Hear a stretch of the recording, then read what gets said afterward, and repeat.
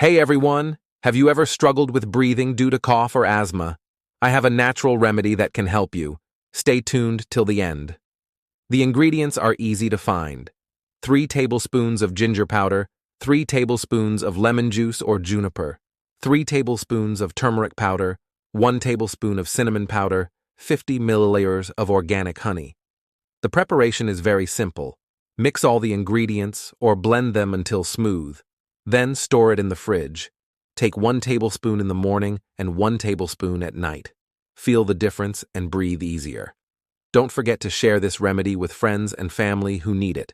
Stay healthy and see you in the next tips.